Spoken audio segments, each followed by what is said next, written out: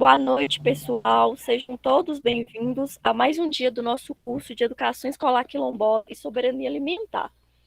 Hoje a gente vai ter a participação, da nossa companheira professora Nié, que é nossa colaboradora no curso, e ela é professora do curso de Licenciatura em Educação do Campo da UFVJM, do programa de mestrado em Educação em Ciências, Matemática e Tecnologias. Nós também teremos como convidada a Miriam Aprígio, que é do Quilombo de Luizes, de Belo Horizonte.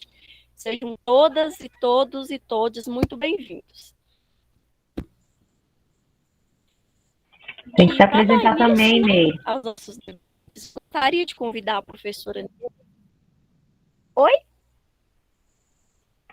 Tem que se apresentar Esqueci também. de me apresentar. Eu sou a Meriane, sou do Quilombo Barra Santo Antônio, município de Sabinópolis, e eu também estou contribuindo com esse curso, e sou professora e também mestranda em Educação em Ciências, Matemática e Tecnologia pelo FVJM. Agora, se a Aniele quiser, se apresentar, a Miriam, apesar que eu já apresentei elas, pode ficar à vontade, tá bom? Tá, obrigada, Meire. Vou começar fazendo já a apresentação do texto. A gente está propondo a aula de hoje de falar sobre a educação escolar quilombola e a perspectiva freiriana, as aproximações a Paulo Freire. E aí eu vou começar com algumas palavras, e aí passo para a Miriam e depois para a Meire. Deixa eu passar aqui.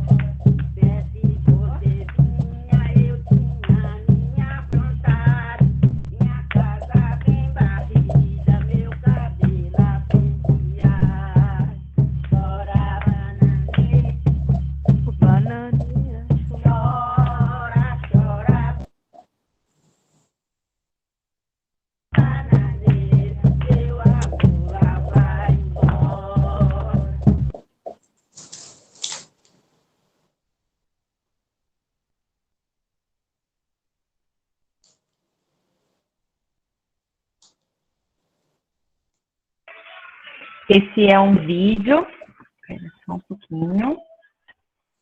Esse é um vídeo da Chora Bananeira, da mãe Ana e mãe Fátima, grupo cultural Mães da Terra. Se eu não me engano, quem nos enviou foi Josi aqui do nosso curso. E eu trouxe ele para nos motivar a começar a pensar como esses saberes e esses fazeres quilombolas, eles podem ser trabalhados em sala de aula. Esse vídeo, ele foi colocado no nosso canal, do curso, e o nosso colaborador Matheus, que é o bolsista do curso, que é quilombola, da comunidade quilombola ausente, ele fez uma proposta de utilização dessa música e de músicas de modo geral da cultura para utilização em sala de aula. Então tem uma descrição na sala, na descrição no link do YouTube. Então, para quem quiser mais. Vamos lá.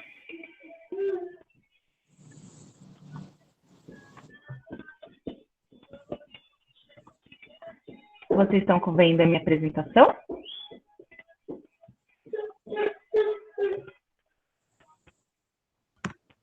Sim, Anne. Obrigada. Bom, eu comecei com essa música para começar a nos inspirar sobre como a riqueza, né, de saberes e fazeres que nós temos nas comunidades que podem ser integradas à escola, à nossa sala de aula. Então, pensando, né, em como que se aproxima a perspectiva freiriana, eu vou utilizar iniciar utilizando um trecho do Freire, quando ele estava escrevendo, ou conversando, na verdade, né, com Shore, no livro Medo e Ousadia, que ele fala sobre o cotidiano do professor.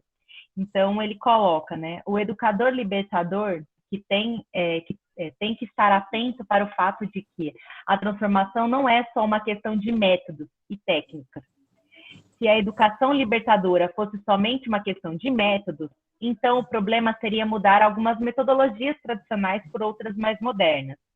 Mas não é esse o problema.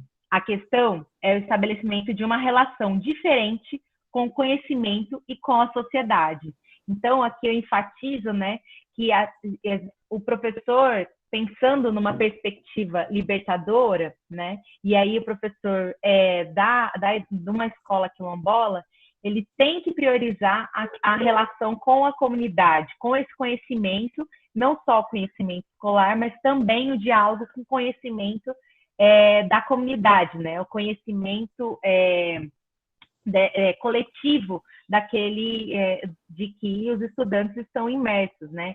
E aí pensar, né, nessa questão de método, de material e etc., eu venho trazer um pouquinho da leitura que Brandão, né, Carlos Brandão faz sobre a questão do Paulo Freire.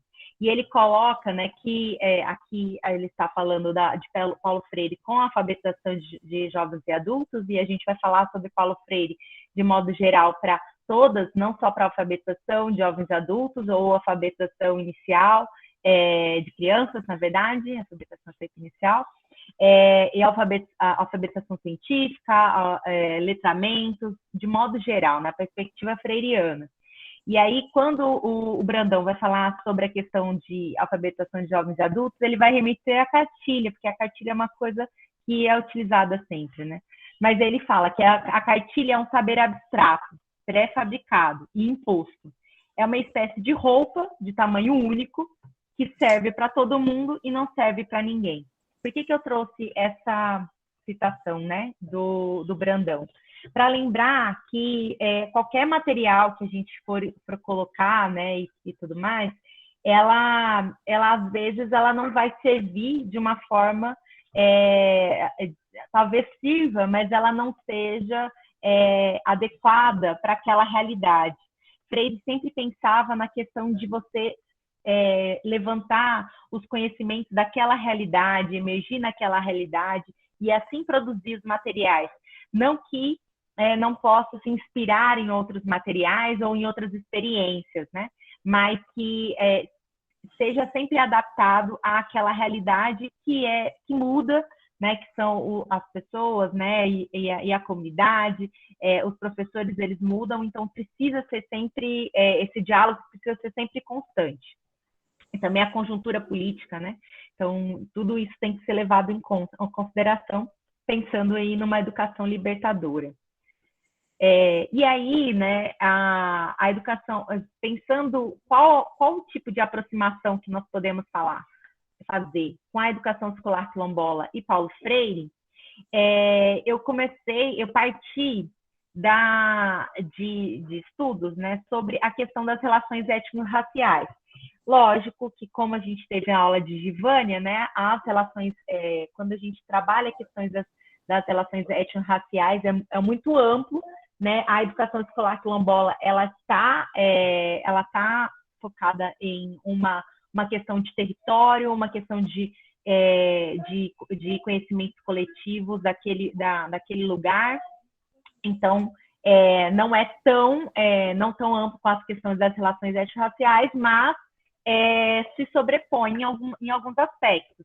Então, nesse trabalho de Mendonça, ele coloca, né, a aproximação da pedagogia. Então, ele vai falar ao invés de uma pedagogia, de uma pretagogia, utilizando os conhecimentos africanos, a cultura, a dança, como elementos para pensar na questão da pedagogia, né? Então, ele coloca a aproximação da pedagogia como metodologia freiriana está na possibilidade de, através de estímulos do facilitador, o educando construir seu conhecimento a partir das próprias experiências de vida e, a partir daí, relacionar-se com o mundo de maneira linear.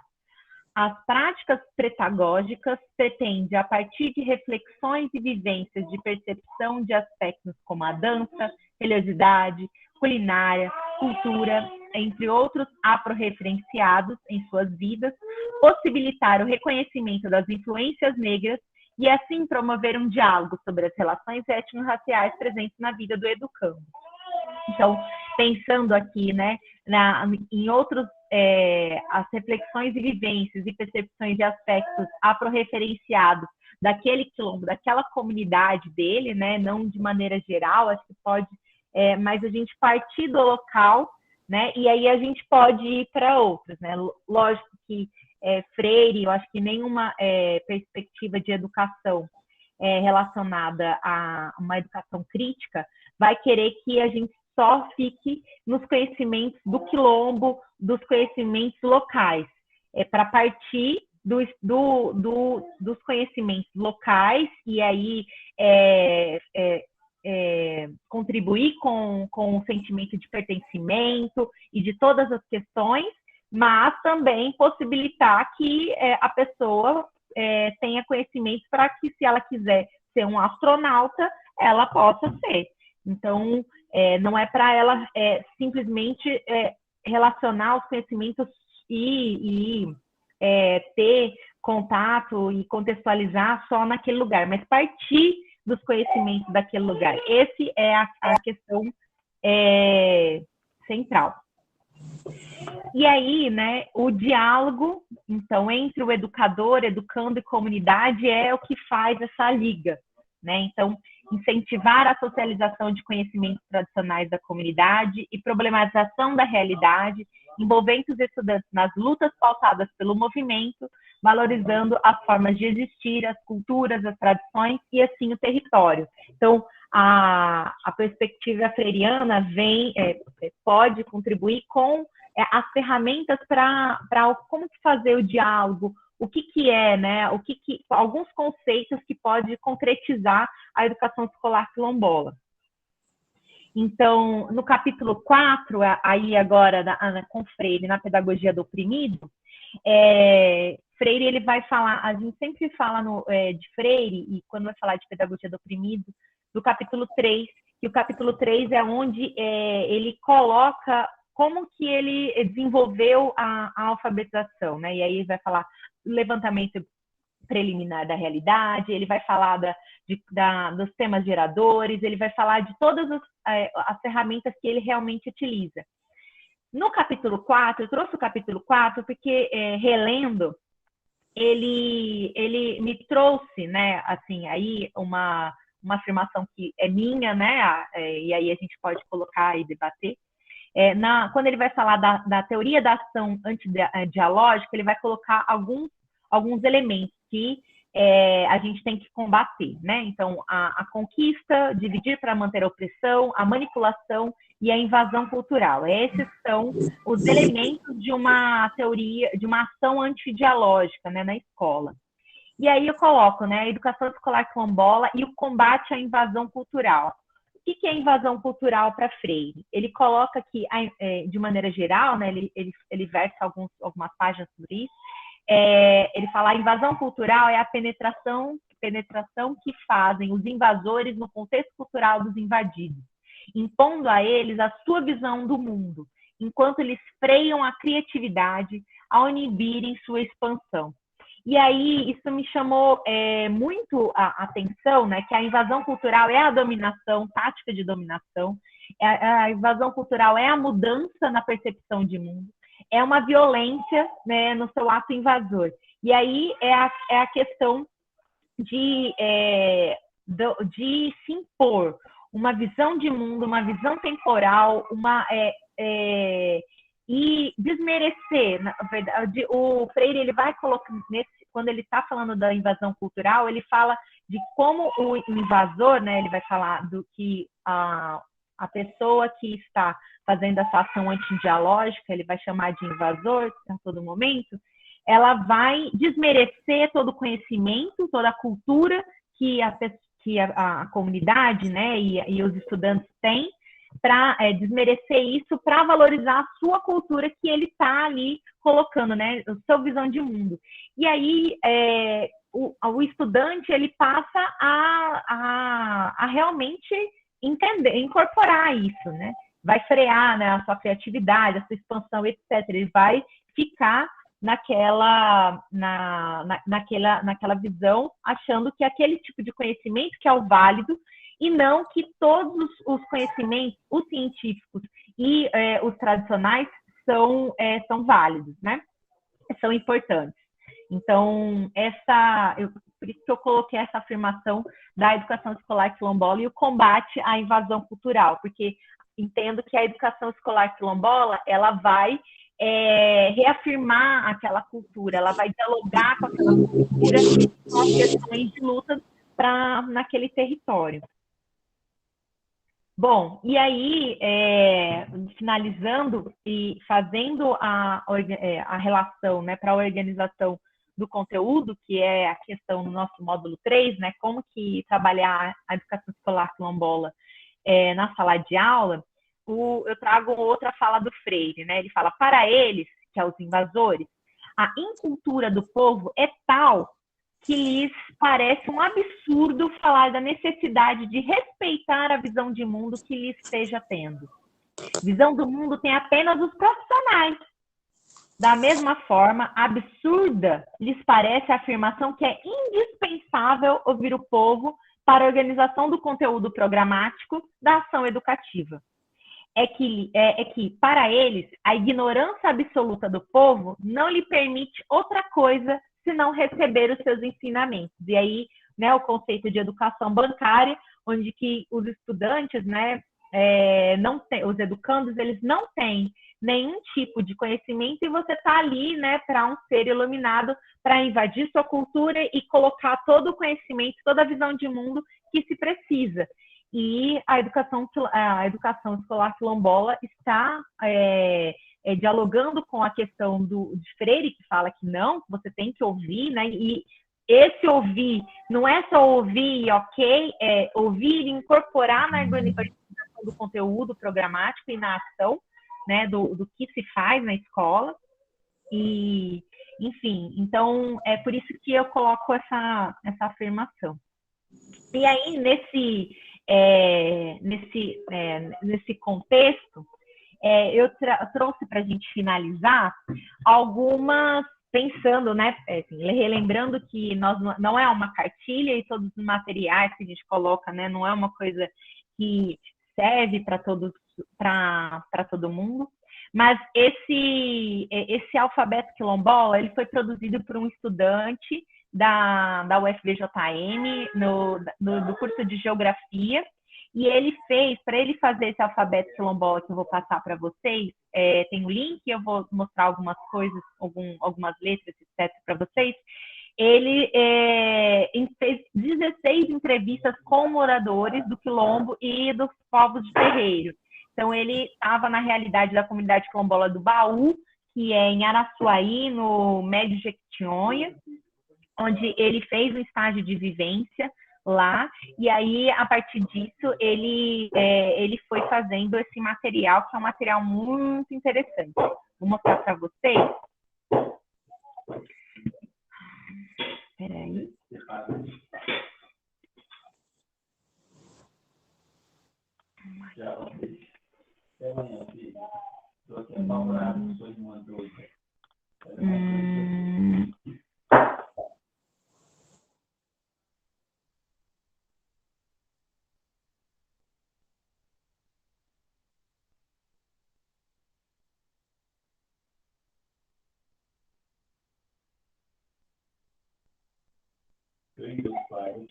Nesse material aqui, ele vai, né, colocar os preâmbulos, mas ele vai colocar, por exemplo, né, A de África, e aí né, ele partiu de um contexto das entrevistas, dialogando com, não só ouvindo, né, ele dialogou, mostrou também o material para eles verem né, como que seria.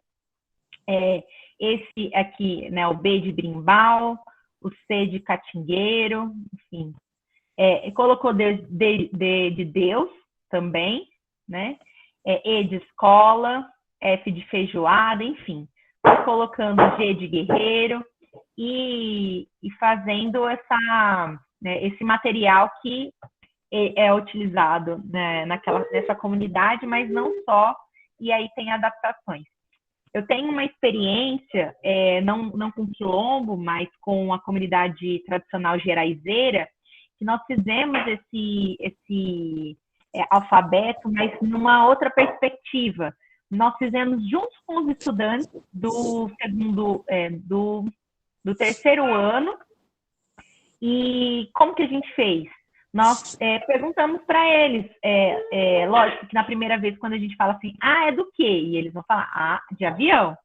E aí, não, avião não, mas o que tem na sua comunidade com letra A? E aí não saía nada, né? Só pensando nas palavras que se costuma utilizar, né? E aí, quando a gente falou assim, A de Araticum. E aí eles, nossa, Araticum. E aí eles começaram, né, todo o alfabeto, eles foram pensando em outras P de piqui, e aí C de cagaita, e todas as frutas e, enfim, todas as comidas e festejos que estavam relacionados àquela comunidade. E aí, né, para finalizar a atividade, cada estudante fez 2 letras, desenhou as 2 letras, e aí a gente, então ele fez uma cagaita, fez o que representava aquilo lá. Então a gente fez uma atividade bem local, bem para aquela turma, na verdade, né? Porque outra turma provavelmente viria outras palavras e outros significados. E foi bem interessante depois o relato da professora, que eles expuseram, né, nas salas de alfabetização, você coloca o alfabeto exposto, né, e aí eles estavam com o alfabeto deles, que eles produziram na sala de aula, e falava sobre a sua cultura. Então, isso é muito freiriano, e isso assim, pode ser um exemplo ao ser utilizado nas escolas quilombolas, né? Na parte, por exemplo, de alfabetização. E aí, pessoal, acho que vou deixar para Miriam e Meire colocar, né, outras questões, e aí eu fico à disposição aí para a gente debater mais. É isso, a minha fala.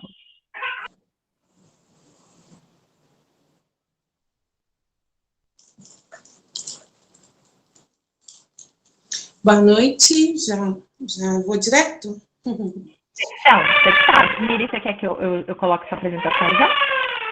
Eu estou na dúvida se está dando para me ver. Para mim, a tela está super escura, mas eu estou com 3 luzes acesas aqui. Eu não sei se está dando escuro. Não, aqui agora está bem claro. Eu posso até te mandar depois uma fotinho. Está dando para me ouvir bem também, né? Que eu estou sem fone. Sim. Obrigada. Boa noite, pessoal. Saudação aos ancestrais. Saudação à nossa ancestralidade. Eu sou porque eles foram e seguem ancestralizando através de mim. Hoje a gente está aqui para falar um pouquinho, né, em termos práticos, como que a gente pensa essa questão da educação escolar quilombola e uma análise muito a partir da visão freiriana, né? Eu sou professora de História, mas como sou da área de Humanas, termino lecionando várias disciplinas. Sou do Quilombo dos Luíses, estou em contexto urbano, apesar de ser da tradição, né? O Quilombo resiste na cidade desde o século XIX, mantendo aqui nossas práticas, costumes, tradições, preservando, na medida do possível, a nossa cultura. Além de ser professora na rede pública, eu faço parte do programa Saberes Tradicionais da UFMG, Encontro dos Saberes, da UENC, que trabalha formação de professores, e tenho mestrado pela Universidade de Brasília em sustentabilidade junto a povos e territórios tradicionais. Em 2008, eu fui eleita a primeira diretora da parte de educação da Federação Quilombola de Minas, e tive a oportunidade de, no Plano Decenal da Educação, corrida aqui na Assembleia Legislativa de Minas Gerais, poder lançar as bases para a educação escolar quilombola. Então, assim, já é um tema, né, que a gente, há algum tempo, tenta aí criar um canal de diálogo, especialmente para que haja o entendimento, né, do que vem a ser essa nossa diversidade e da necessidade de que as diferenças sejam contempladas, porque eu não leciono em território quilombola, mas é a Miriam quilombola que vai para a sala de aula, né? Então, eu termino levando essas experiências, essa expectativa frente a essa construção para a sala de aula do contexto urbano também. E, de qualquer forma, a metodologia freiriana entra em prática, né? Porque não adianta eu não partir da realidade do aluno. Eu preciso, seja a disciplina que for que eu estiver ministrando, ter sempre algo da vivência dele, né? Para construir esse saber, senão a linguagem não se dá, né? Torna-se uma via de mão única, não há comunicação, não há diálogo. A informação vai, mas não surte nenhum efeito. Então, Freire, a gente sabe, né, a nossa referência, especialmente por ter esse entendimento de que precisamos partir da realidade do aluno para que essa transformação que a gente tanto almeja na educação de fato ocorra, né? Especialmente na perspectiva de formarmos sujeitos críticos e transformadores sociais. Eu fiz uma apresentação simples, só para me nortear mesmo, e a ideia aqui é eu falar um pouco de como eu trabalho a prática na sala de aula, e para isso todas as fotos são aqui, do próprio território, as fotos que eu utilizei. Pode passar, no segundo slide, nós vamos ter um mecanismo, né, para a gente pensar aí já essa questão de pôr em prática o que Freire está propondo, que é através do diálogo com as práticas quilombolas sobre a ótica da perspectiva freiriana. Pensando nessa perspectiva como uma modalidade educacional afirmativa, que visa reparar desigualdades históricas a partir do reconhecimento e aceitação da existência da diversidade e das diferenças. A gente vê muito nitidamente nos livros didáticos, né? Como que a diversidade e as diferenças, e a gente está retomando esse processo, infelizmente, em meio a tanto retrocesso vivido. Eu acompanho alunos do Estado, porque no momento eu não estou lecionando em escola pública. Eu estou, assim, muito frustrada, porque nós avançamos, nós havíamos já avançado um pouco, e nós retornamos ao processo, né, de que é abordada uma realidade no livro didático muito distante do que vem a ser a realidade dos nossos alunos. E temas caros a nós, né, especialmente por abordar a diferença, não estão mais presentes em boa parte dos livros didáticos. E esse é o cuidado que a gente tem que fazer, né, colocando especialmente, tem que ter, desculpa, colocando especialmente a nossa autonomia em ação, né? Porque agora é hora de ressignificar isso tudo, se a gente quer que, de fato, o nosso trabalho tenha efeito. No próximo slide, a gente pensar, né, em práticas que vão nos oportunizar essa promoção desse diálogo, pensar as trajetórias diversas dos diferentes educandos, desenvolvendo-lhes visão crítica e transformadora da realidade. Então, quando a gente pensa, e eu tenho tido um contato mais próximo, especialmente com as irmandades, sabe? E aí eu observo como que as festividades, né, especialmente, auxiliam as crianças nesse processo de entender o que aquela dinâmica daquele grupo representa, as questões que estão envolvidas ali, por exemplo, esse contexto de pandemia, né? Para muitas crianças foi um momento ímpar, porque era uma situação isolada ali, né? De voltar até a oportunidade da socialização, mas eles não entendiam por quê, por exemplo, a rua estava fechada. Então, os cortejos que eram feitos na rua foi algo que eles, né, questionavam. Pai, nós não vamos, mãe? Então, assim, é muito interessante. Eu observo com um olhar muito atento como que a criança reproduz, né, a partir da dinâmica que ela vê do adulto. E como que ela vai criando uma familiaridade, como que ela vai analisando quem chega a partir, né, do modo convencional como aquela dinâmica se processa. E como que é o olhar dele, né, de ficar ali observando quem está, quem vem, qual é a hora de bater a caixa, qual é a hora de rodar em torno da bandeira. E aí, assim, a gente chega a salivar, né? Porque a vontade é você trabalhar com uma criança, assim, que tem essa dinâmica de reproduzir o que o adulto faz, e a importância daquilo para a manutenção do legado. E qual é a importância da manutenção do legado? Fortalecimento identitário, né? A gente tem uma outra percepção de mundo, e hoje eu estou vindo também de uma dinâmica numa escola que vai introduzir as diretrizes da educação escolar quilombola, que recebe os alunos de um quilombo daqui, que é o Mangueiras, e lá também tem indígenas pataxós. E aí eu fiquei observando a diferença de comportamento dos meninos indígenas, dos meninos quilombolas e dos demais alunos que não estão linkados a esse contexto da tradição. Então, é um olhar mais aguçado, né? Éramos todas mulheres de quilombo, falando lá, né, nessa celebração, assim, pelo mês da consciência negra. Então, eu ficava observando, né, as meninas com trança, elas nos olhavam de um jeito diferente, um olhar muito mais atento, fizeram questionamentos. Então, a gente semear, né, nesse espaço, com esses saberes já pré-definidos, uma responsabilidade ainda maior, porque a gente está fortalecendo a identidade destes sujeitos, mas é extremamente confortador também, né? A gente pensar que a nossa cultura está assegurada, viva, e que aquele sujeito tem uma visão crítica de mundo. No próximo slide, pensando em como transformar essas práticas em ação, como que a gente vai fazer essa transformação no âmbito escolar.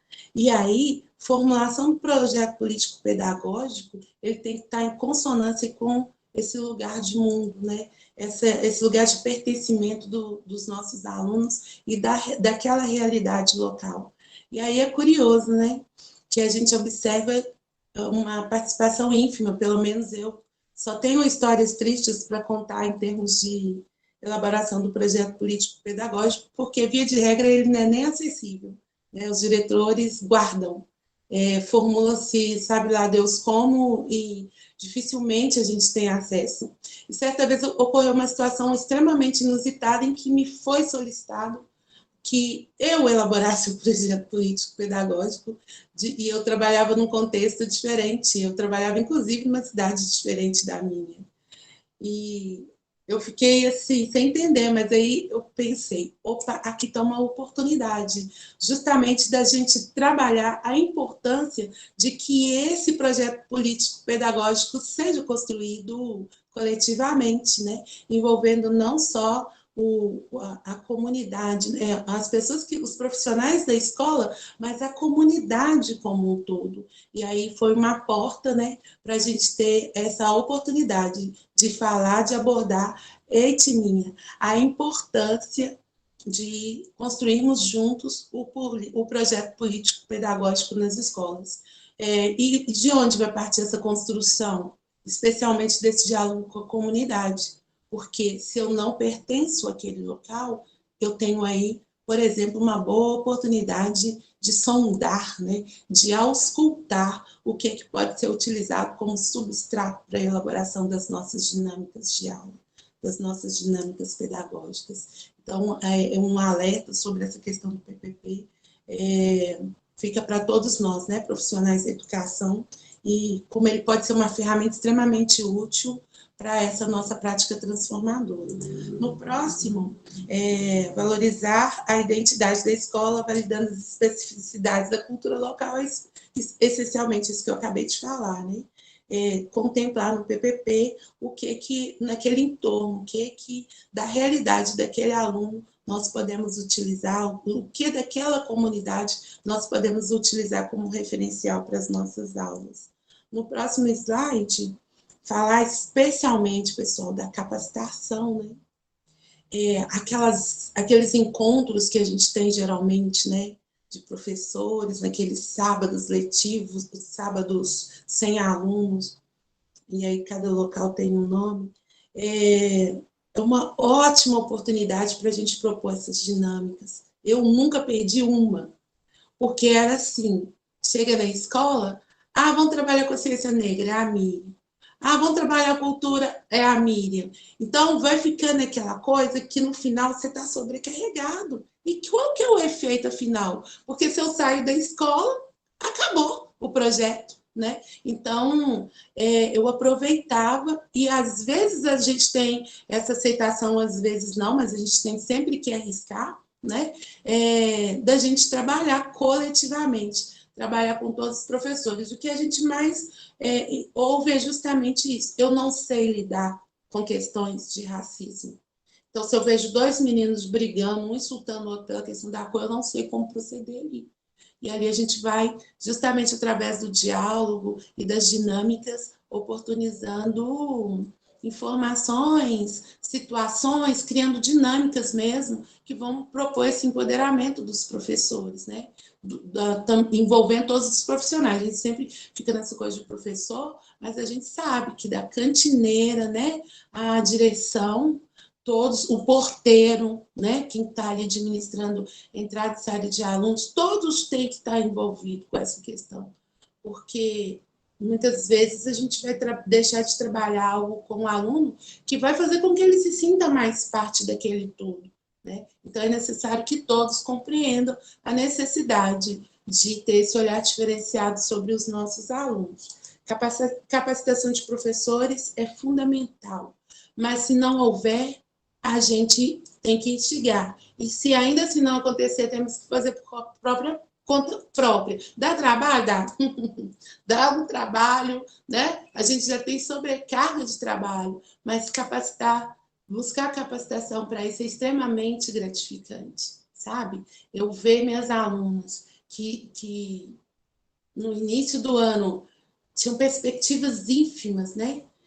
O que você pensa no futuro? Vou trabalhar na padaria. Eu já ouvi, gente, maciçamente, em sala de aula, meninas responderem, meninas de periferia, que a perspectiva delas de futuro era ser mulher de bandido. Eu já ouvi isso. E ao final do processo, já tinham projetos muito maiores e dos cabelos alisados passaram para os seus blacks e para suas tranças, tendo muitas vezes iniciativa de atividades na escola apresentadas por elas para mim. Então, é algo que vale a pena, sabe? A gente pensar na transformação possível em relação àquele aluno. No próximo slide, falar também de democratizar a gestão das instituições escolares, né? Então, é o que eu falei, a gente precisa criar esse canal de diálogo, mas se isso está inviabilizado, como é que a gente faz para avançar? E nós temos uma organização aqui na Metropolitana chamada Rede Quilombola da Região Metropolitana, e nós visitávamos, né, antes da pandemia, várias comunidades, saíamos em caravana, íamos em várias comunidades para levantar demandas, e o que a gente mais ouvia em termos de educação é que as pessoas que estão à frente da direção das escolas e ocupando também cargos de professores são pessoas alheias àquele contexto.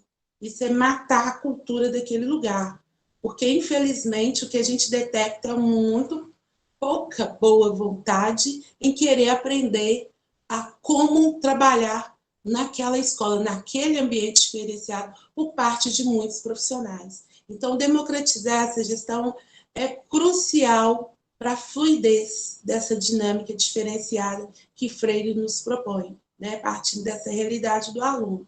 Porque se não há diálogo, se não há interação, se não há uma preocupação da gestão e se adequar à especificidade do lugar, como que a gente vai avançar? Né? A gente vai continuar utilizando métodos que a gente já sabe que não funciona. E quem perde são os nossos alunos, é a comunidade local, né? Que deixa muitas de suas práticas abandonadas, invisibilizadas, silenciadas, apagadas. Isso é morte cultural, né? Ou é a aculturação, porque ao invés do batuque, os meninos estão lá ouvindo funk, nada contra o funk, mas a gente sabe que destoa de um contexto quilombola, por exemplo, né? Então, repensar isso, né? Ter esse cuidado, ter esse diálogo constante da comunidade para que a democratização da gestão esteja sempre em prática é outro ponto que aí é engajamento de todos, tá? É a sociedade, são todos os envolvidos ali na região, né? No local onde essa escola está localizada, para fazer com que isso ocorra e aconteça de fato. E aí, no próximo slide, eu trouxe em vias gerais ou de forma mais abrangente os dispositivos legais, mas com certeza vocês já trabalharam. Agora, eu chamo atenção para a Convenção 69, que com certeza também já deve ter sido abordado, mas é ele quem delibera sobre todos os outros, porque no meio disso tudo há uma questão crucial, o nosso direito de consulta. O povo quilombola, né, os povos tradicionais, de um modo geral, eles têm esse direito de fazer com que esses métodos que eu apontei aqui, eles prevaleçam de fato. Né? Então, como que eu faço isso de exigir a democratização na gestão? A Convenção 69 me possibilita isso. Eu tenho direito a essa intervenção, né? Enquanto quilombola, enquanto membro daquele quilombo. No próximo slide, aí a gente vai falar um pouco mais de Freire mesmo, né? Na pedagogia do oprimido, como a Aniele já especificou aí para a gente, mas pensando nessa dinâmica de sala de aula, né? Partindo do diálogo, da tematização, da problematização, que tenha como eixo norteado a vivência dos estudantes. E aí eu gosto, por exemplo, com os meninos de 6º ano, iniciar o ano com a linha do tempo. E aí é sempre um projeto que vai durar um bimestre, porque eles vão fazer isso junto com os pais, com as tias, com os avós. E aí eu faço para eles a minha própria linha do tempo, para que eles tenham uma referência de como fazer. E aí eu contei para eles, né? Eu conto sempre para eles da chegada do meu tataravô nessa fazenda, né? O Quilombo dos Luizes, anteriormente chamava-se Fazenda Piteiras, em qual contexto, vou chegando, aí vou trazendo uma série de elementos dessa história até chegar no dia em que meus pais se conheceram. E aí eu mostro fotos do casamento dos meus pais, e aí mostro foto da minha mãe comigo na barriga. E aí eu começo a falar mesmo da minha história, mas olha como eu já dei essa dica para eles, né? De buscar esse referencial lá de trás. Como que chegou ao ponto dos meus pais se conhecerem, né? Isso é extremamente interessante para que eles busquem junto aos mais velhos esse lugar de onde ele vem. Entender o que significa ser pertencente àquele lugar, àquela família. E é óbvio que há um monte de coisa por trás disso, né? E a gente está falando precisamente dessa questão de partir da realidade do aluno.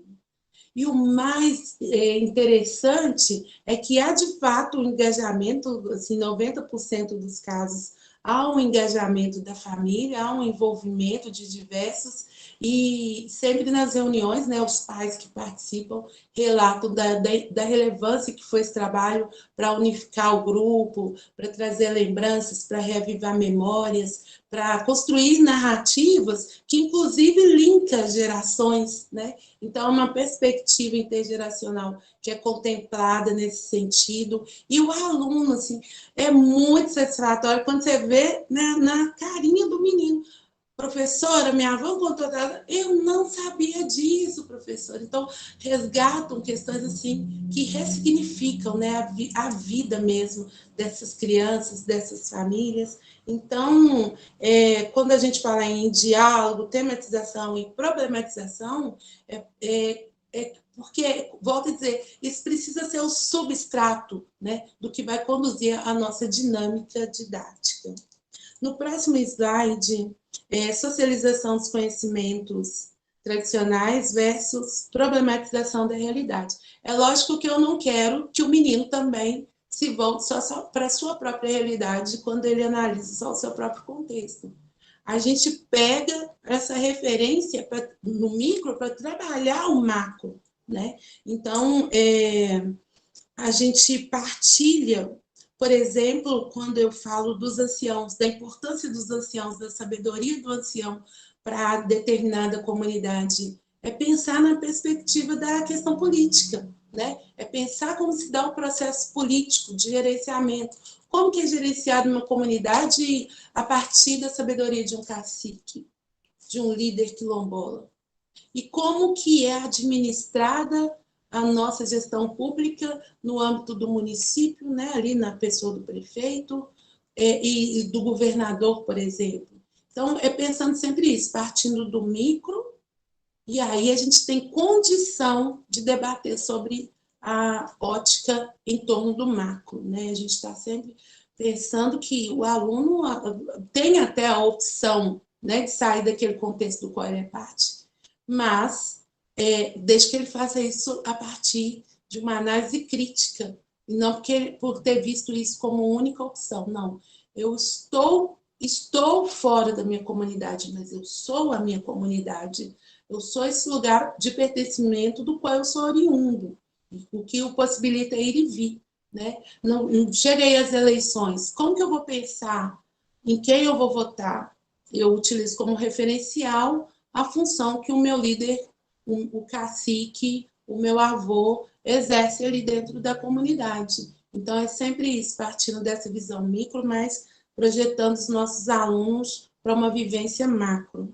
No próximo slide, minha mãezinha linda, benção mamãe, está lá no Urum, a mamãe sempre teve muita dificuldade, sabe? Ela passou uma vida tentando, assim, a gente tentou de todas as formas fazer com que ela fosse alfabetizada, porque era um desejo dela, ela sempre dizia, né, que queria aprender a ler e escrever corretamente, apesar que foi minha melhor professora. Mamãe estudou até o 3º ano, e eu lembro dela me ajudando com os deveres até a 5ª série.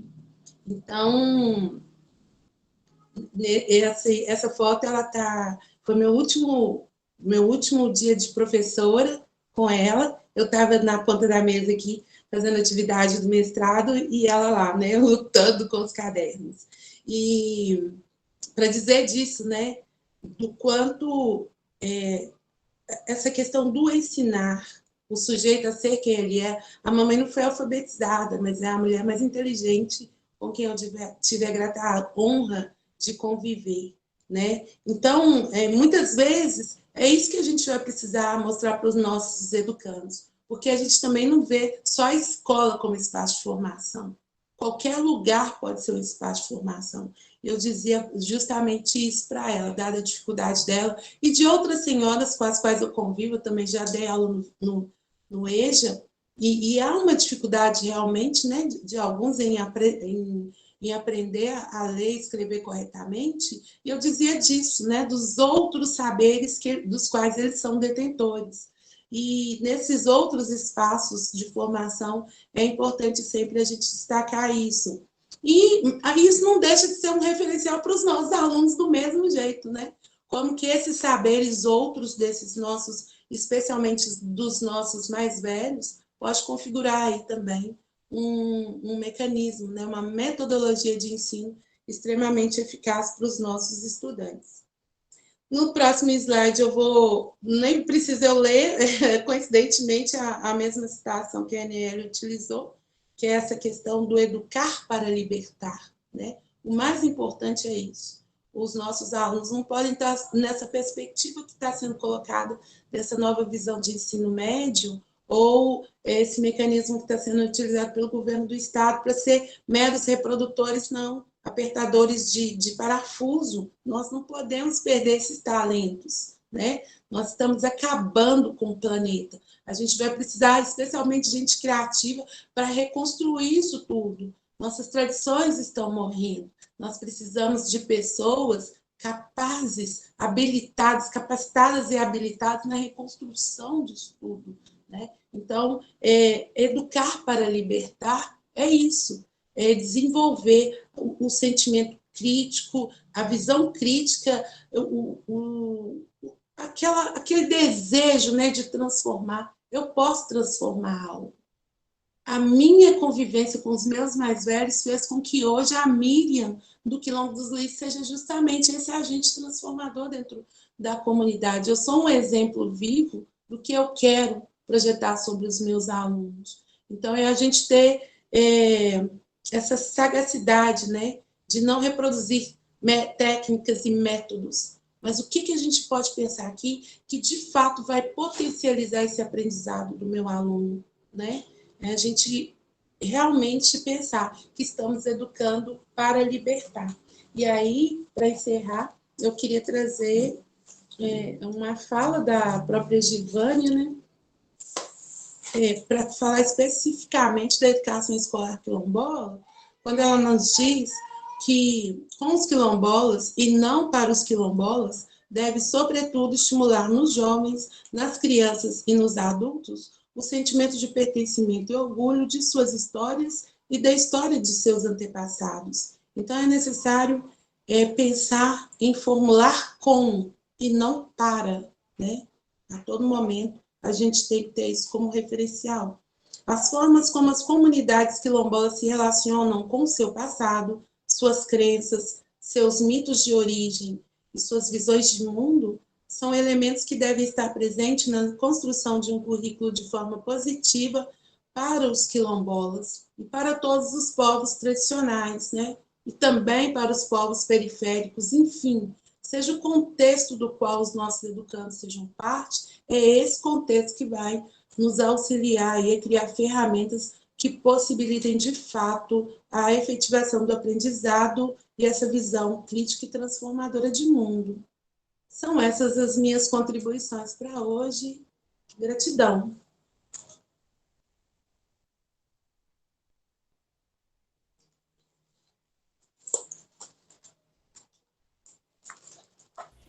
Obrigada, Aniele e Miriam, pelas valiosas contribuições, falas muito potentes, né, e que nos fortalece, né, para continuar lutando, né, por essa educação que seja crítica, que seja emancipatória, né, e que, sobretudo, valorize a nossa memória e nossa ancestralidade.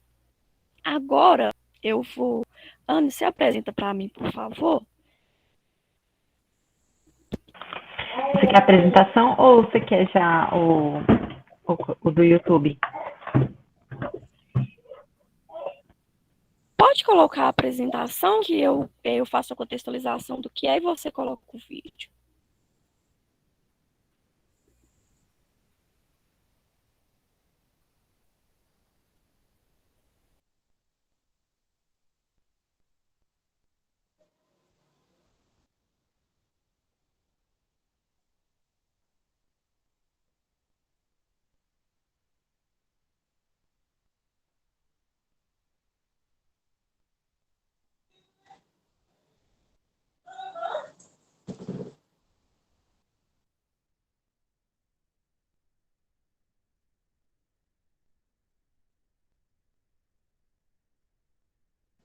Agora sim, abri. Boa noite, pessoal, mais uma vez. E a gente, né, tá concluindo esse módulo. E aí a gente trouxe a proposta, né, que a gente trabalhou sobre os legais da educação escolar quilombola, sobre os conceitos do que é quilombo, memória, territorialidades. A gente viu também sobre a soberania alimentar. E aí, para finalizar o nosso curso, a gente está com a proposta nesse módulo de como podemos concretizarmos na prática, né, a partir daqueles saberes e fazeres que existem em nossas comunidades, a gente leva isso para a sala de aula. E aí hoje a gente trouxe, né, uma proposta de um áudio e vocês, né, irão fazer um exercício e a partir desse áudio, né, que traz um relato de alguns saberes e fazeres, que inclusive é da minha avó, e a partir dele vocês vão fazer o exercício de pensar em alguns conceitos escolares, né, da área de vocês ou outras áreas também, podem ser trabalhados na escola a partir, né, dessas práticas, tá bem? Pode colocar o vídeo, por favor, Aniele.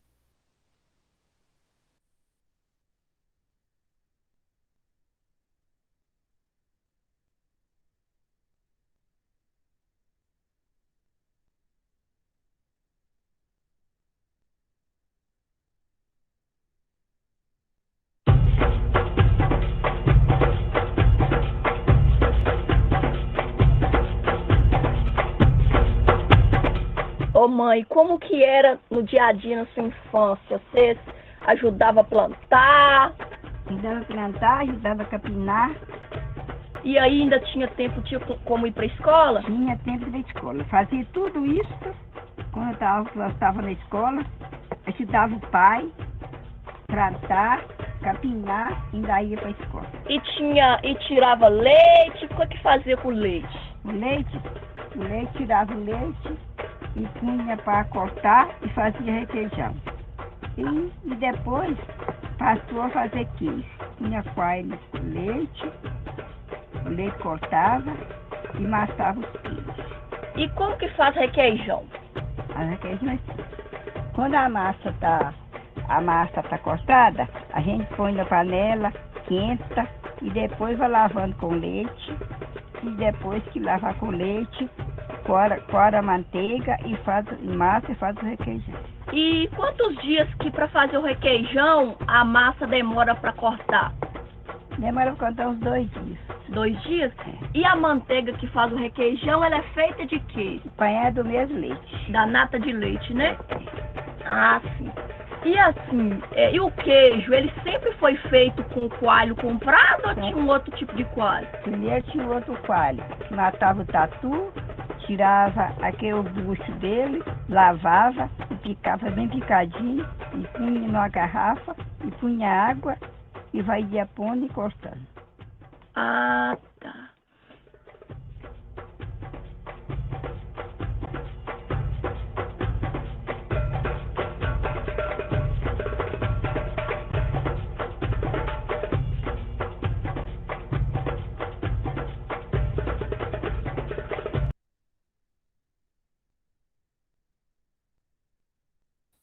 Oi, pessoal. Então, a ideia agora, né, a gente fazemos uma roda ouvindo vocês, a partir do que a gente abordou no vídeo e a partir da área de vocês, quais conteúdos, né, a gente pode trabalhar na educação formal a partir desses saberes e fazeres.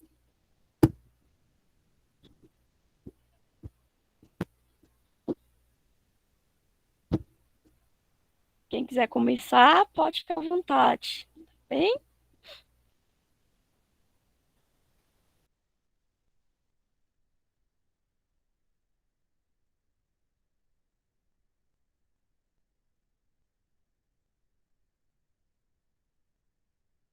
Oi, Tininha. Boa noite. Boa noite. Nossa, que legal esse vídeo, né? Engraçado que hoje à tarde, tá me ouvindo? Tô sim. Estão me ouvindo? Ah, tá, é porque meu celular Sim. estava com um problema no áudio mais cedo.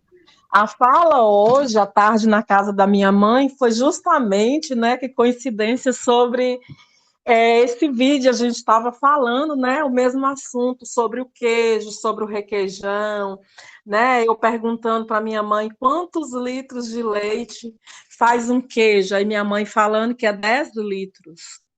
Aí eu falei, ué, mãe, então compensa mais vender o leite, porque ainda tem o trabalho e o coalho. Aí minha mãe falou assim, e o requeijão ainda vai mais leite ainda. E aí eu fui pensar, né, na valorização desse trabalho, né, assim, a grandiosa valorização, né, desse trabalho. Eu falando para ela, falou assim, só compensa fazer queijo para não jogar o leite fora, né? Quem é um produtor que não consegue vender o leite, vai lá e faz o queijo. Mas se a gente for olhar, aí fazendo as contas, vamos supor que o litro de leite seja R$ 3.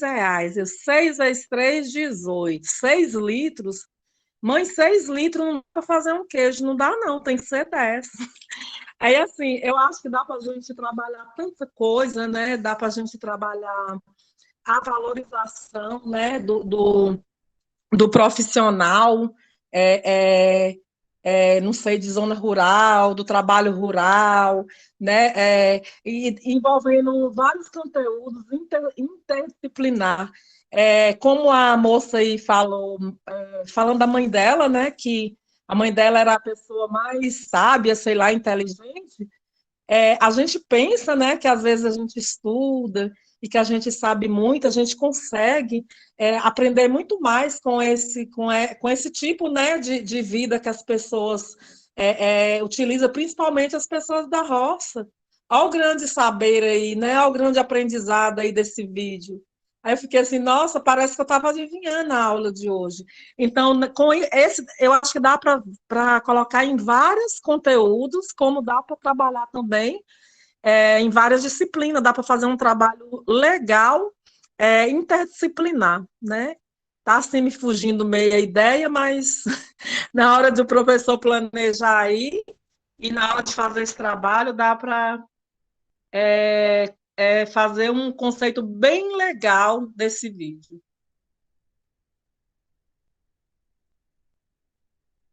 Isso mesmo, Tininha. Então, a ideia do nosso curso, né, é trabalhar com vocês, né, para que a gente passe, né, a olhar para esses saberes e fazeres e levarmos para potencializar as nossas aulas, sabe?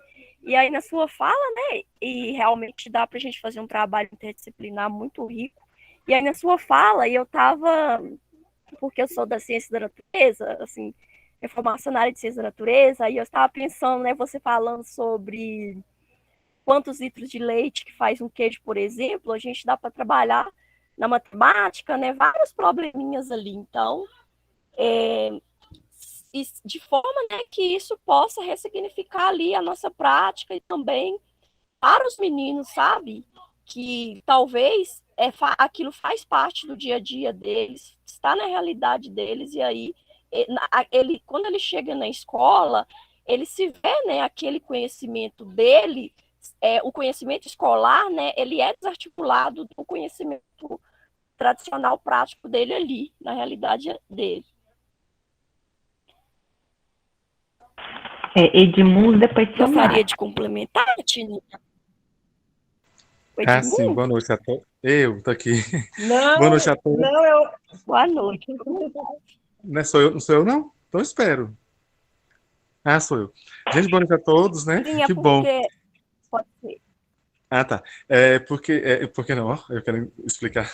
Eu queria parabenizar a primeira palestrante Meire, depois o vídeo aí, né? Maravilhoso. Quanta sabedoria, né? Da pessoa, não sei quantos anos que tem, mas parece que é bem assim, já está bem com mais de 50 anos, vamos falar assim. Eu quero falar dessa pergunta, aproveitar a palavra do meu colega e falar o seguinte: a gente, quem vive no meio rural, eu acho que o prazer de fazer um queijo é muito assim, significante. Hoje não mais, né? Você vendeu leite a R$ 2 aqui onde eu moro, aqui em Minas, lógico, em Minas Gerais. Hoje a gente prefere ganhar dinheiro em leite, mas o prazer de comer um queijo artesanal é bem assim, sei lá, é significante. Quando se trata em trabalhar na sala de aula com essa sabedoria, né, com esse vídeo, né, que a gente aproveita tudo, isso aí, a gente depois procura no YouTube, algum pede emprestado aí, para trabalhar na escola. Eu trabalho na escola família agrícola, então eu utilizo muito essa sabedoria, essa bagagem que o aluno traz de casa. O que acontece lá com o coalho? De que forma, né? Acontece o coalho natural? Não, professor, usa o coalho que compra, uma tampinha. Qual a quantidade de tampinha? Eu não sou professor da área exata, não. Eu sou professor de matemática, não. Então, mas a gente acaba utilizando essa história para chegar na outra história que a gente quer, que é a filosofia de vida do aluno. De que forma que é? Conta como é que sua mãe fazia o queijo artesanal? Né? Como é que é o requeijão? Trabalhou, tira o leite, quando o leite é pouco, guarda a coalhada para outro dia, junto o leite, toda a história, viu? Parabéns, só uma complementação meio, a Nelly. E obrigado pela oportunidade.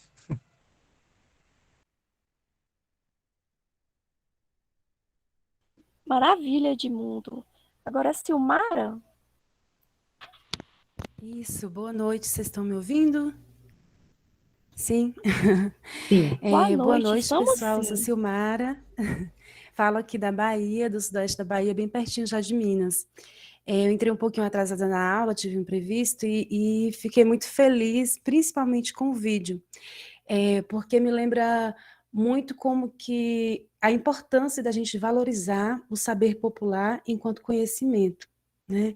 Eu acho que isso é algo que a gente precisa trabalhar muito na sala de aula.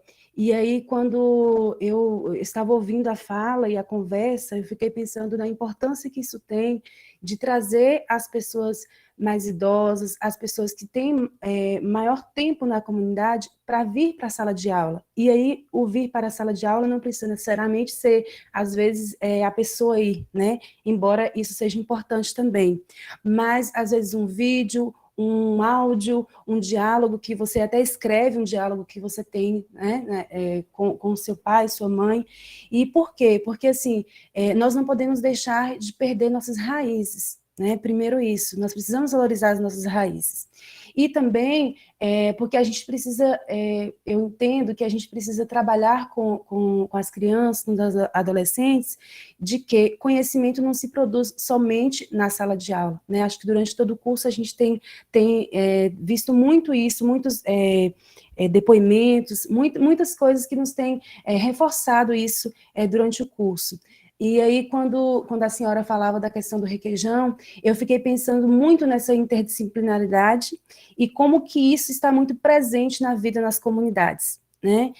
A gente fala tanto de fazer um trabalho interdisciplinar e às vezes a gente vai procurar coisas imateriais na internet, em outros lugares, e às vezes outros lugares que não condizem nem com a nossa realidade, e a gente tem trabalhos interdisciplinares sendo feitos nas nossas casas, nas comunidades, todos os dias, né? E a gente pode trazer isso para a sala de aula enquanto ferramenta de ensino e de aprendizagem. Fiquei muito feliz de assistir o vídeo, e assim, o curso, aproveitar a oportunidade também para dizer que, embora eu esteja quietinha, mas o curso tem sido, assim, um espaço muito rico para mim, de conhecer também a realidade de vocês, que é próximo, mas ao mesmo tempo está um pouquinho mais distante daqui de onde eu moro, né? Eu moro em Vitória da Conquista, no sudeste da Bahia. A gente tem muitas comunidades quilombolas aqui nessa região que a gente acompanha. Então, assim, fico muito feliz de poder estar participando desse espaço e poder ver também como que vocês conseguem trazer também a realidade das comunidades para dentro do curso, a partir da fala também dos próprios sujeitos. Isso é muito importante e traz uma riqueza muito grande para a gente que está aqui. Era isso só. Obrigada pelo espaço de fala.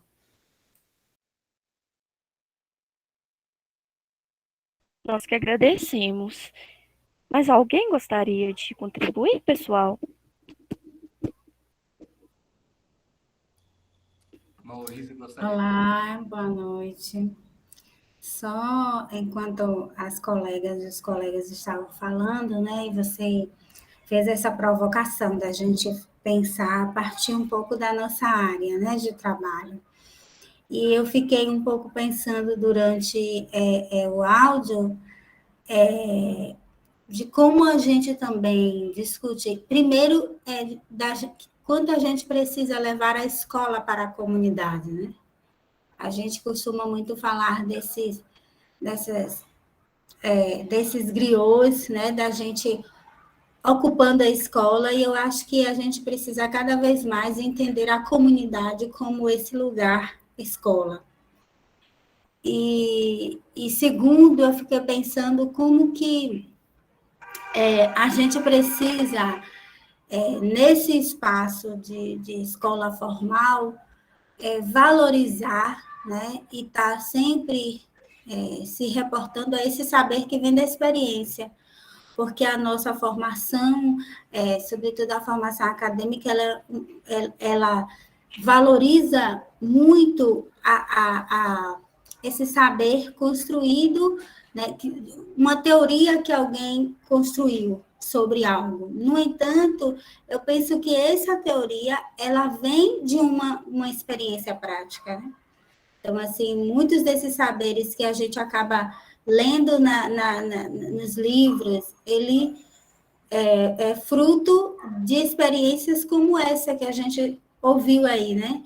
E quanto que isso é importante da gente estar, a partir desse áudio, como que a gente pode trabalhar princípios, né, valores que são importantes, que tem relação com os princípios civilizatórios africanos, de a gente estar falando da questão do respeito à senioridade, a gente está falando desse conhecimento que brota da experiência, né, do cotidiano, da vivência, enfim, e fazendo relação também com esse outro espaço, né, pelo qual esses estudantes se deslocam, né, quer dizer, algo que é produzido por alguém, por uma senhora numa comunidade que chega até o mercado, que chega até... Então, também passando por esses conhecimentos. É isso. Boa noite. Obrigada, Rose. Maravilhosa a sua contribuição. E a Lina fez um comentário que ela fala, gente, bacana. Cada dia surpreendente as aulas. Fico pensando, serviço de muita coragem e disposição na colheita da mandioca. E os procedimentos na casa de farinha não são fáceis, né? E então a ideia, né, é a gente potencializar esses espaços, né, com toda essa resistência, a gente também colocar, né, como ela relata, das dificuldades, né, que envolve ali as dificuldades da roça, né, mas, sobretudo, a vivência e a riqueza, né, daqueles saberes e fazeres ali que a escola também deve valorizá-los. Boa noite. Mais alguém gostaria de fazer colocação? Pode ficar à vontade. Boa noite. Boa noite. Maurício, está me ouvindo? Eu gostei da exposição aí, falando sobre a pedagogia de Paulo Freire. Eu não estou em sala de aula. Eu gostaria da sugestão aí de vocês. Eu já fui presidente de comunidade quilombola, ajudei a fundar a comunidade aqui Bem Viver de Janaúba. Por exemplo, a gente que é liderança, como que nós poderíamos trabalhar com a comunidade? Eu não estou em sala de aula, mas quando tem as reuniões, eu sempre falo alguma coisa. Como que eu poderia usar essa pedagogia do Paulo Freire, por exemplo, numa reunião de comunidade? Obrigado.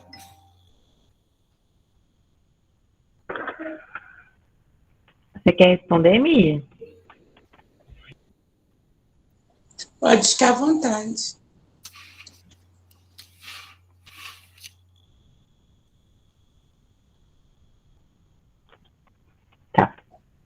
Tá, posso comentar. Bom, quando Paulo Freire não necessariamente é um lugar de sala de aula, né? A perspectiva freiriana. E na comunidade, no seu, nos espaços de reuniões, enfim, sempre está nessa perspectiva de ouvir e dialogar. Ele sempre fala que o diálogo não é impor o que você pensa para o outro, e sim você expõe, e aí você ouve o que o outro fala, e aí você relaciona, né, e troca, e os dois saem mudados a partir desse diálogo. Então, essa questão de escuta e de valorizar, né, o que foi falado, não é somente vamos abrir para a fala, né? Então, as pessoas falam e aí você continua com o seu posicionamento, mas é a partir dessa fala que é construído né, numa reunião, o que é encaminhado, né, o que precisa ser trabalhado, enfim, o que foi colocado para a pauta. Penso que na perspectiva de problematizar também as falas, né? Então, não só e também se permitir a ser problematizado, né? Então, essa questão, essa horizontalidade de todos os papéis, né? É muito freiriano, colocaria. Não sei se Miriam ou Miri querem complementar.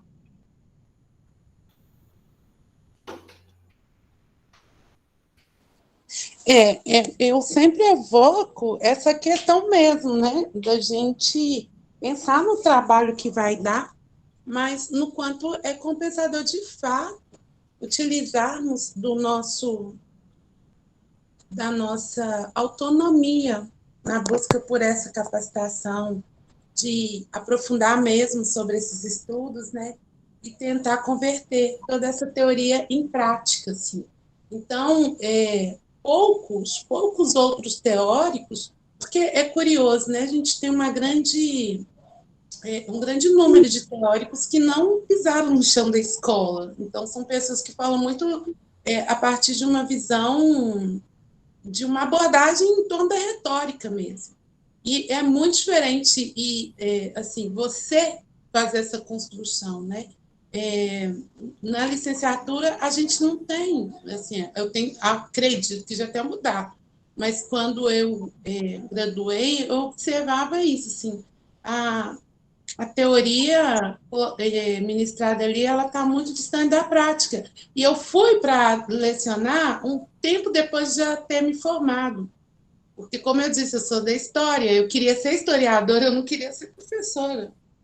Mas acabei migrando para esse contexto escolar e percebi essa distância, né, do que eu aprendi com as práticas. Então, o Freire ele tem essa sacada da gente ler a partir da prática, né? Então, eu estou vendo aquela prática que não está funcionando ali.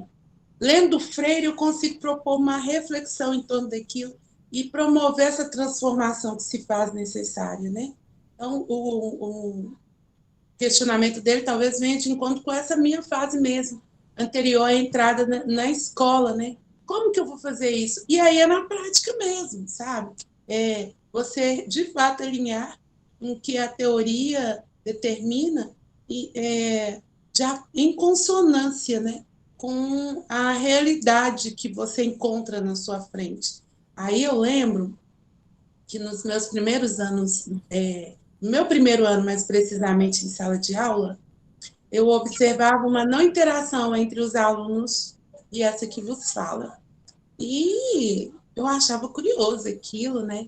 E tentava sondar, não tinha respostas. E eu pensava, o que está acontecendo? Eu preciso, especialmente, que esses meninos absorvam, né? Formulem aí alguma noção em torno do que está sendo abordado. E aí eu comecei a ficar com eles, com os alunos, na hora do recreio. Inclusive, é um hábito meu. Eu não fico em sala de professores nos intervalos, porque para buscar mesmo dos alunos, né, meios da gente efetivar a nossa comunicação. E aí, nesse meu primeiro ano, né, depois de um tempo, assim, já de uma certa proximidade com eles, eu os questionei, né, como que eles estavam tendo aceitação em torno da disciplina, do conteúdo que eu estava ministrando. E muitos foram unânimes em me dizer assim: professora, parece até que o que você está falando é muito importante, mas a gente não consegue entender nada. E aí eu fui fazer uma retrospectiva e entender, primeiro, falando o academiquez, né? Então a gente termina utilizando termos que eles não têm muito entendimento, o jeito de falar, até a rítmica da fala. E a gente tem que ter um cuidado de ficar ali observando, ficar atento ao que eles estão ou não captando. Inovação de métodos também ajuda. Então, eu tenho um problema com sala de aula, eu não dou conta. Quem não dá conta de ficar em sala de aula são os meus alunos, não. Tem aluno meu comigo e fala: professor, a gente já chegou, a gente já vai pronunciar aonde? Nós já vamos pronunciar aonde? Porque eu tento sempre mudar esses lugares, né, esses contextos de aula.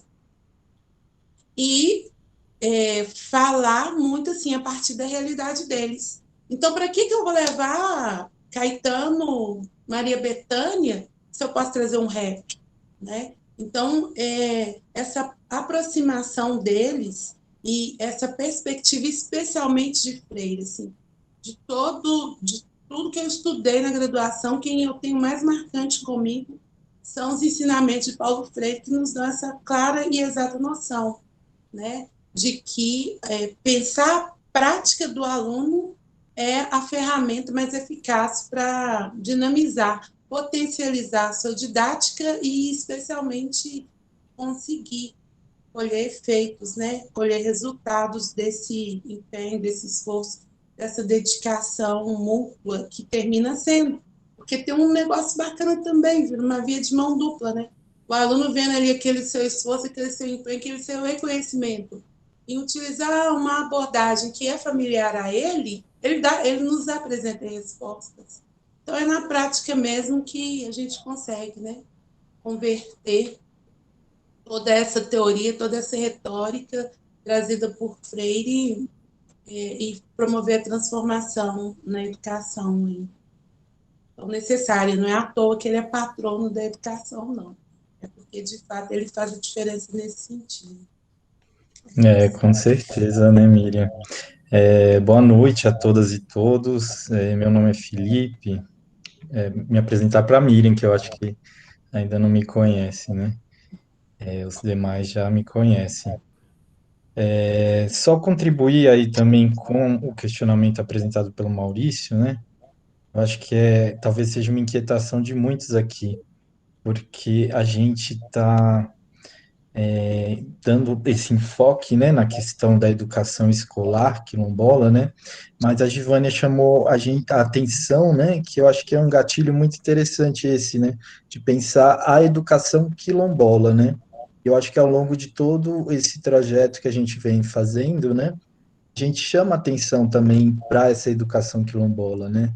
Então, na aula de hoje, quando Miriam traz a Meirelle também, a Aniele, chamam atenção para esses saberes e fazeres quilombolas, né, a importância deles serem trabalhados, né, em sala de aula, mas isso não seria apenas no contexto da sala de aula, né? Eu acho que Freire traz uma sacada muito importante, que é essa do diálogo, né? O diálogo como o mecanismo de você fazer essas trocas, você ter esse trabalho, né, educativo junto com o outro. Então, esses espaços de diálogo, Maurício, eles podem estar sendo construídos em muitos outros ambientes além da escola, né? Então, você falou da presidência de uma associação, né? Então, durante uma assembleia, por exemplo, da associação, né, ou mesmo uma reunião, como que é possível se estar tendo até a construção, né, desses espaços de uma forma rotineira, né? Você ter sempre uma agenda de encontros, né, dentro dessa associação quilombola, ou mesmo um sindicato instalado dentro também de uma comunidade, ou mesmo nas proximidades, ou qualquer outro espaço que promova, né, esse encontro entre vários sujeitos e que, a partir desses encontros e dos diálogos, né, esses saberes, esses fazeres quilombolas, eles sejam enaltecidos, né? E aí o curso vem contribuindo nessa disseminação, né? Nessa importância de trazer esse resgate histórico para a gente entender também como esse percurso tem sido trilhado pelos quilombolas ao longo da história no nosso país para a gente chegar nesse cenário atual, né? E a resistência é sempre expressa, né? Ao longo de toda essa trajetória na manutenção e na reprodução desses saberes. Então, acho que um pouco para contribuir com isso é isso. Acho que não para todos os agentes que estão aqui, né, para além dos ambientes escolares, a importância da gente estar dialogando, né, trazendo essas informações em outros espaços, né, para além da escola. Essa educação quilombola, ela está acontecendo a todo momento, fora da escola, né? E aí a gente tem esse trabalho pensado na perspectiva da educação escolar quilombola, mas também da educação quilombola, que pode ser trabalhada em muitos outros ambientes, para além da escola. Né? Obrigado. Contribuiu muito, inclusive, 19. Nós fizemos um trabalho aqui do dia 20, tinha mais de 100 pessoas, foi legal demais. E a contribuição de vocês está sendo importante para mim, enquanto liderança. Muito obrigado.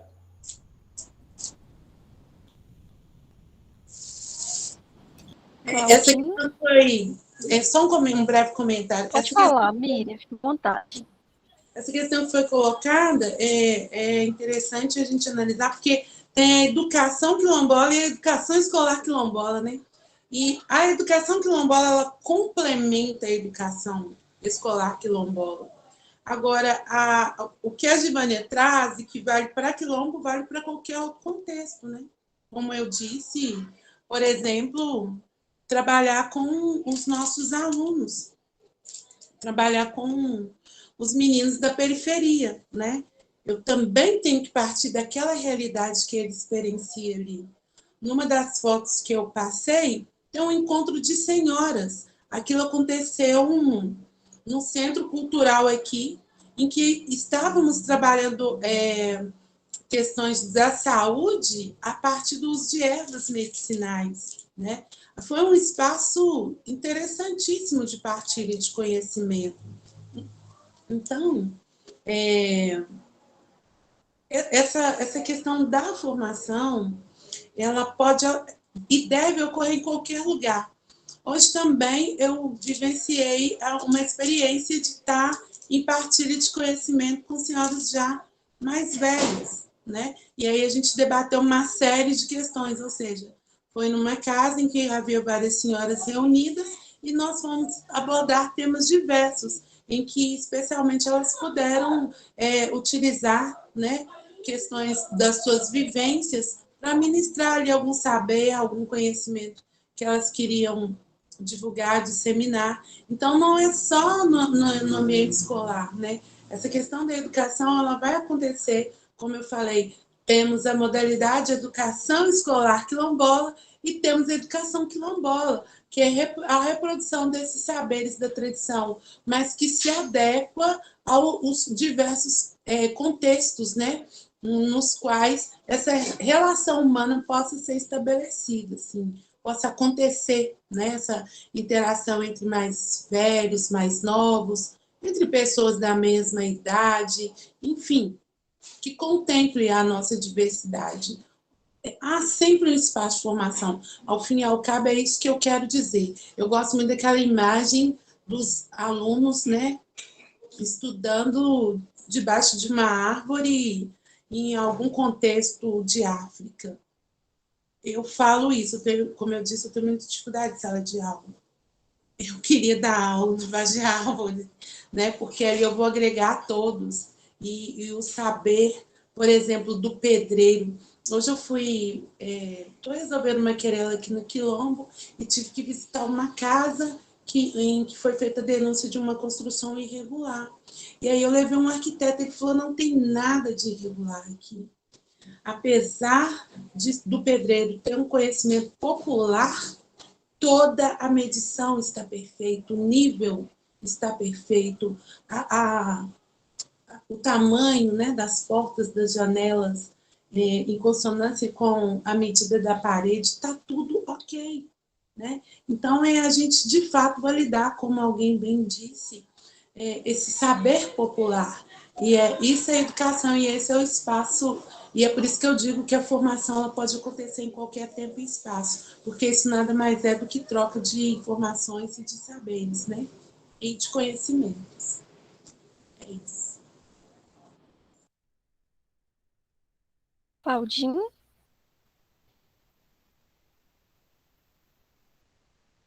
Oi, boa noite. Boa noite. Meriane, a Aniele, a Miriam, todos os colegas, né? Todos e todas colegas. Infelizmente, eu entrei um pouco atrasado, eu estava resolvendo umas coisas aqui, e acabei entrando um pouco atrasado, mas eu ainda consegui pegar bastante coisa ainda, né? A partir do vídeo que estava passando. E achei muito interessante, né? O conteúdo do vídeo, né? Me parece que estava falando sobre um conhecimento popular na produção do queijo, né? Do derivado do leite. E aí achei muito interessante, né? Essas coisas a gente precisa trazer para o nosso ambiente escolar. E na fala da Miriam, né? Eu infelizmente, mas depois eu quero assistir. Eu sempre quando eu perco eu assisto. Depois a Miriam, né? A fala da Miriam aí com relação a Paulo Freire, né? Eu imagino que vocês tenham discutido anteriormente aí sobre a educação libertadora, né? Que o Freire traz muito claro. A forma de como essa educação popular, né, essa forma de liberdade, né, entre os sujeitos, né, o tanto que isso enriquece.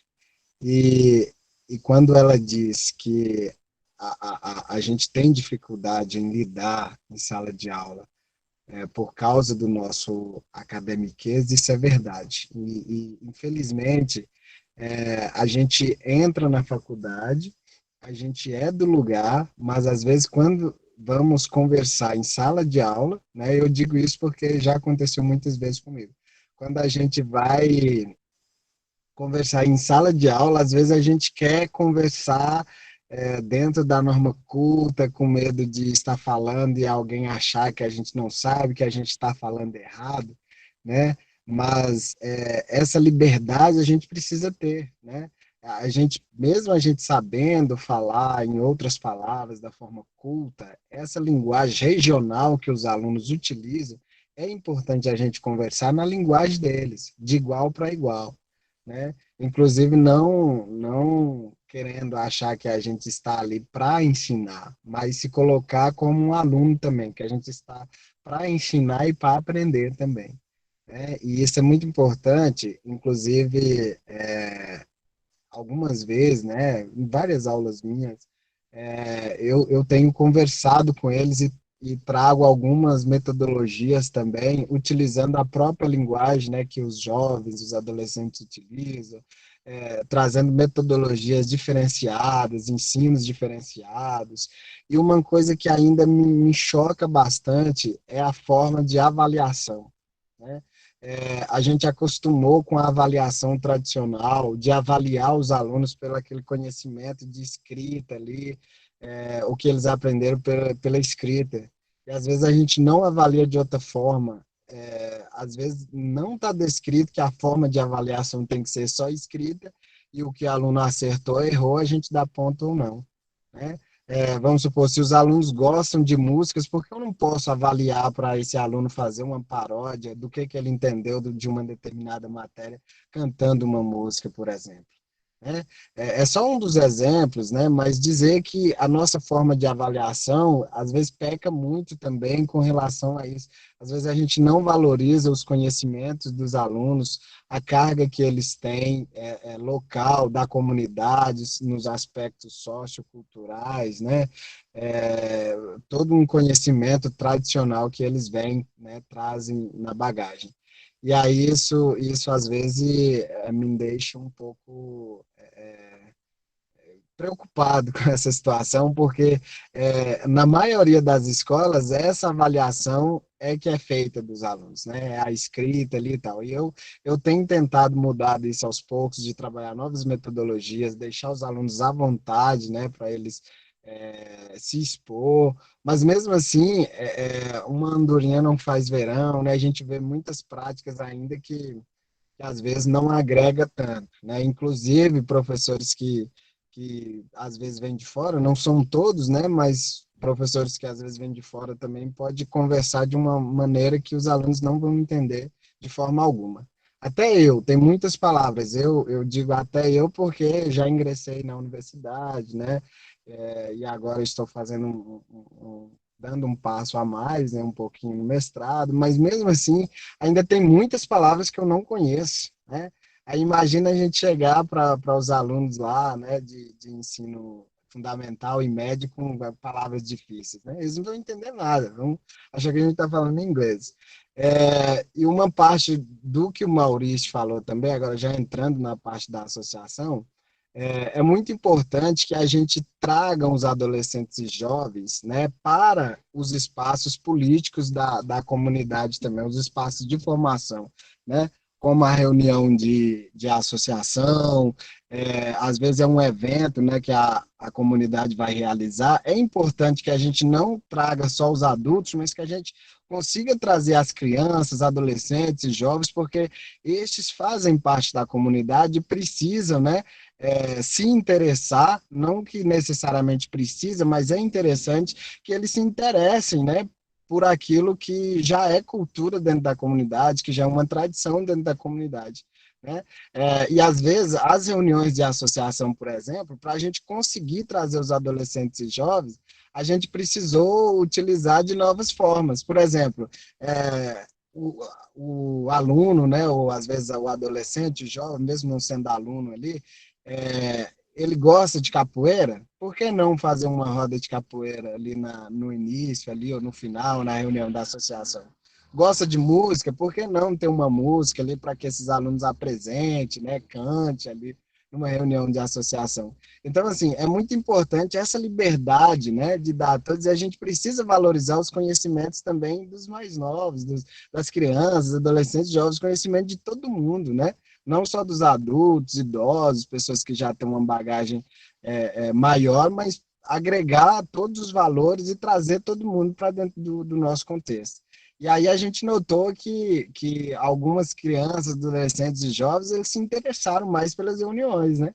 Quando tinha a apresentação, fulano vai apresentar hoje. Então, a gente conseguiu trazer bem essas pessoas para as próprias reuniões da associação, porque depois, quem que vai levar a comunidade, estar à frente de uma associação como membro da diretoria? São essas pessoas, são esses adolescentes, são esses jovens que vai estar ali, né? Então, é preciso trazer eles para esses espaços também, que eles interessem, entendam como é o funcionamento da comunidade, e a partir daí possam se tornar um agente transformador dentro da sua própria comunidade também. Então, é um pouco disso, né? E gostei demais, né? A Miriam trouxe justamente Maravilha, Claudinho. prática, né? E muito obrigado pelo espaço. Nós que agradecemos. Ô, pessoal, a gente vai fechar essa rodada de intervenções, que a gente vai passar para vocês as orientações, né, para a atividade de fechamento do nosso curso. Aí depois, porque o nosso tempo já está esgotando, e se sobrar alguns minutinhos, a gente retorna com as colocações, tá bem? Você coloca para mim, por favor, Nia, a apresentação? A outra.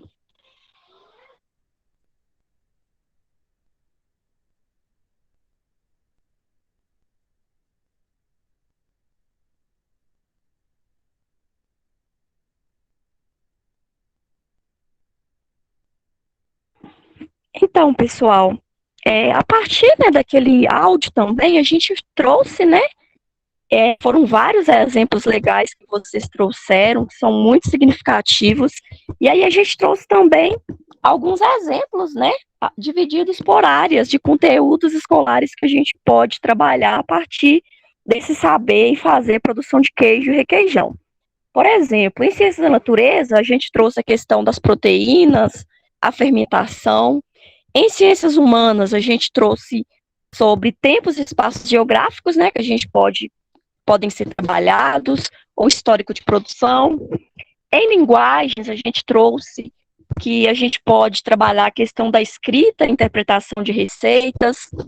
Em matemática, a gente pode trabalhar sobre as unidades de medida. Em alfabetização, a gente pode trabalhar, né, a questão das palavrinhas, as palavras, né, que existem nessas práticas na comunidade, por exemplo, fubá, mandioca, e entre outras. E aí, pode passar, por favor. A proposta, né, de conclusão de atividade do nosso curso, pode passar. Vocês, né, irão escolher um ou dois saberes ou fazeres que existem no território de vocês, né, aqueles que são quilombolas ou aqueles que trabalham no território quilombola ou que tenha outra relação com esse território. E a partir disso, a gente está sugerindo, né, a gravação de um áudio ou um vídeo de em até 3 minutos.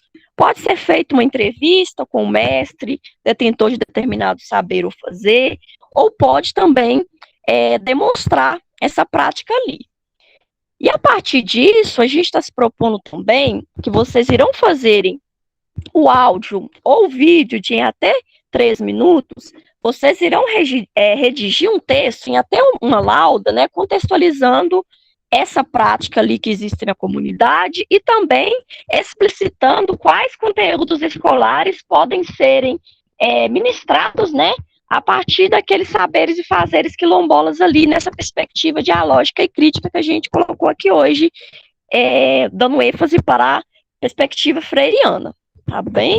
Então, essa é a proposta de atividade. Pode passar, por favor, Niele.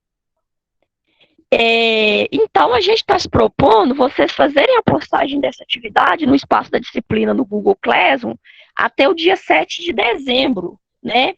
E na aula do dia 3, será uma atividade assíncrona, então a gente não vai ter esse encontro presencial, e então, presencial, gente, virtual, síncrono, e aí a ideia é vocês fazerem essas atividades, né, no dia 3, para ter um tempo maior para vocês produzirem, né, a atividade e postarem no espaço da disciplina, tá bem? Alguma dúvida? Eu vi que alguém deixou um comentário aqui. A Rose retorna à comunidade só o final de dezembro. Ô, Rose, você teria condições de fazer? Eu estava lá até hoje pela manhã, nós chegamos hoje por volta, no início da tarde de lá. Sim, e não sei se a Aniele concorda, mas de repente, talvez você conseguiria fazer por telefone.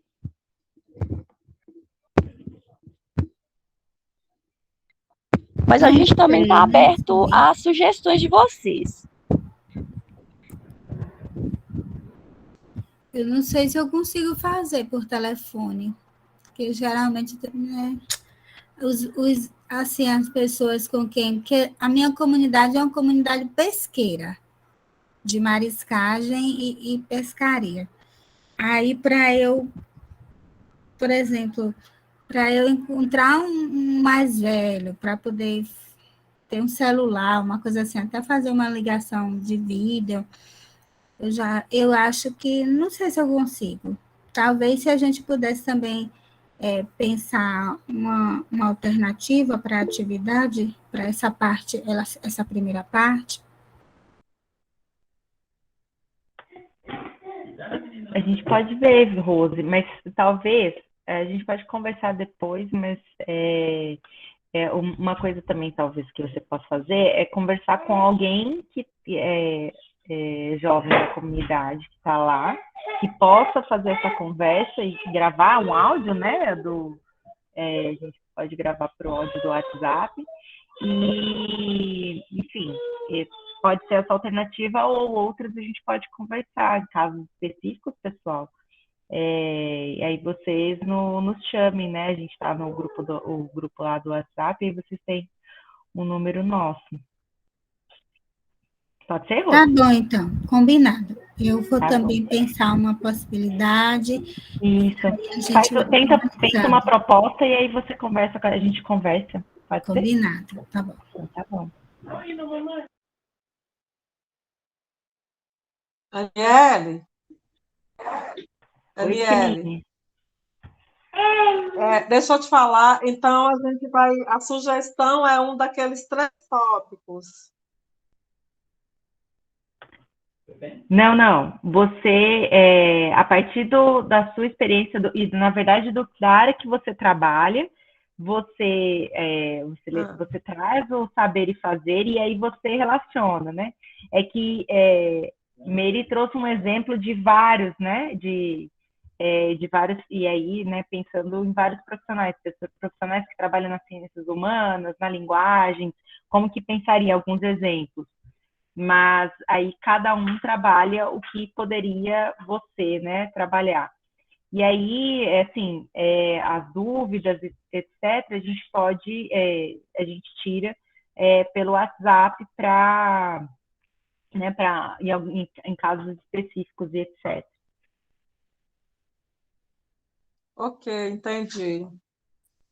Meriane e Aniele, só uma dúvida aqui, ou outros aí que souber responder.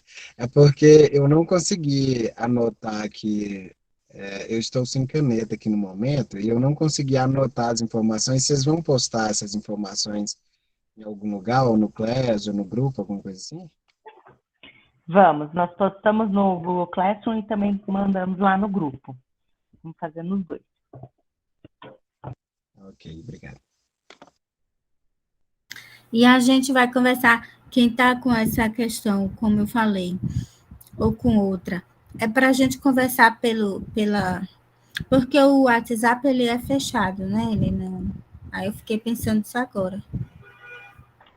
Você pode mandar, mas você pode mandar a mensagem no privado. Acho que eu mando mensagem, você consegue me saber meu número, né?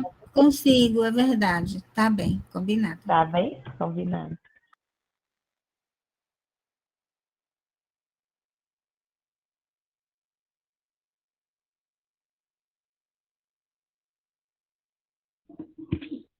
Mais alguma dúvida, pessoal? Algum comentário sobre a proposta da atividade?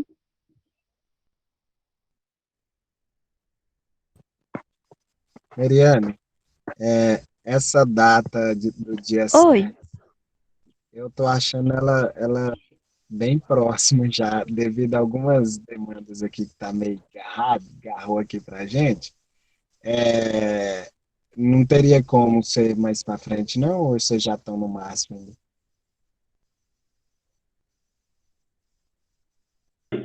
A questão, Cláudio Mara, é que dia 10 é a nossa última aula, infelizmente. E aí nós temos que fazer um fechamento, né? Então, dia 7, nós conseguiríamos que vocês postem, né? Aí no dia 8 e 9, a gente conseguir olhar e fazer o comentário e fazer o fechamento do curso, né? Então, por isso que a gente colocou no dia 7. Então, tem a semana que vem não tem aula síncrona, né? Para ter no horário da aula, talvez, né? Pensar aí em alguns conceitos. Seria uma coisa simples mesmo, de relacionar com ideias, né? A questão dos saberes e fazeres. Assim, mas podemos conversar, né? No caso Aniele, a gente pode conversar. Oi?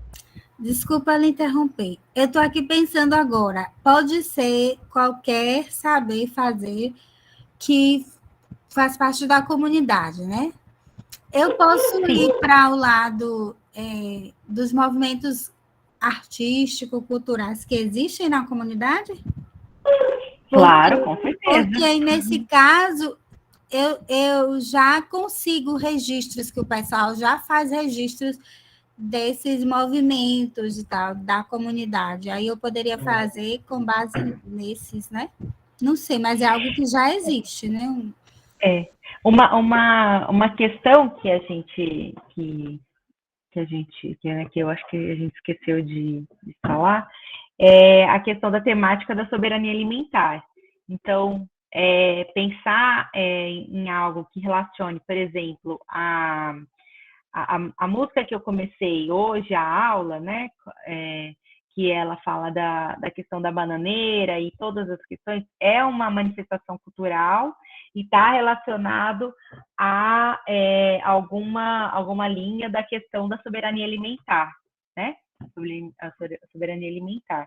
Então, ela é um exemplo de saber, de fazer, na verdade, saber, né, que pode ser utilizado, né? Então, se for assim, tudo bem, Rose.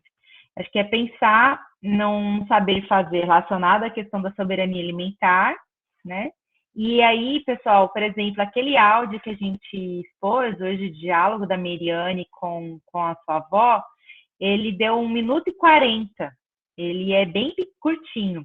Então, a gente colocou até 3 minutos, mas assim, como é um exercício, né, da gente pensar, como que eu, a partir de algum saber e fazer, né, que eu conheço, que eu levantei, etc., como que eu trabalhei em sala de aula? O que eu trabalharia em sala de aula, né? E aí em diversos contextos, dependendo, né, quem não trabalha em sala de aula. O que eu trabalhei? O que eu chamaria a atenção? E aí colocaria eles, né? Mércia, você quer contribuir?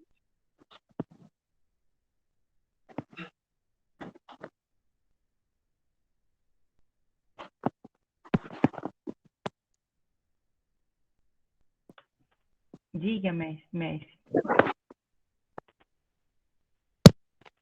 Olá, pessoal, boa noite. Boa noite. Só voltando aqui um pouco da conversa falada sobre as atividades interdisciplinares, né? Em 2019, me voltou a lembrança, né, do que eu trabalhei com os alunos da turma. Na nossa escola, quilombola, tinha um pé de urucum, né? E nesse pé de urucum, eu me lembro que nós fizemos atividades bacanas. Se eu for citar aqui, é muita coisa que nós desenvolvemos. E colocamos um projetinho assim, de cada semana um aluno leva uma coisa para a gente estar desenvolvendo na sala.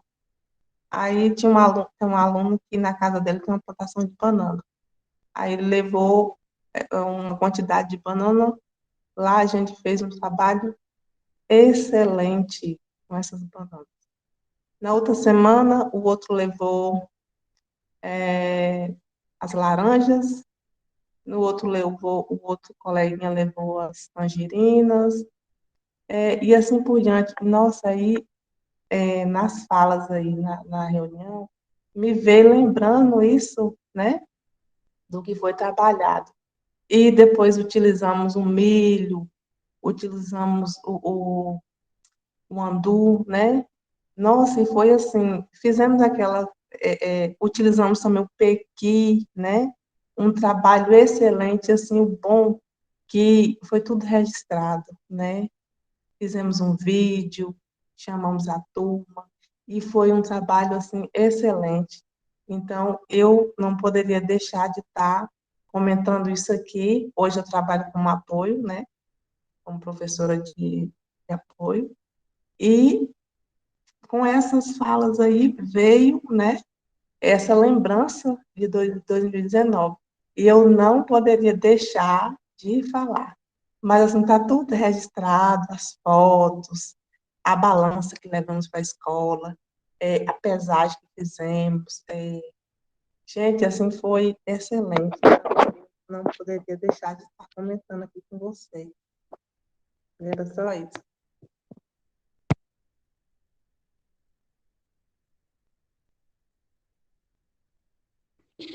Maravilha, Mércia. Muito legal. Pessoal, devido ao horário, né? Apesar que não queríamos, mas precisamos de encerrar nosso curso. Foi maravilhoso. Gostaria de agradecer as contribuições da Miriam, Daniele, a participação de todos. E gostaria de convidá-los, quem puder, abrir as câmeras para a gente fazer a nossa foto.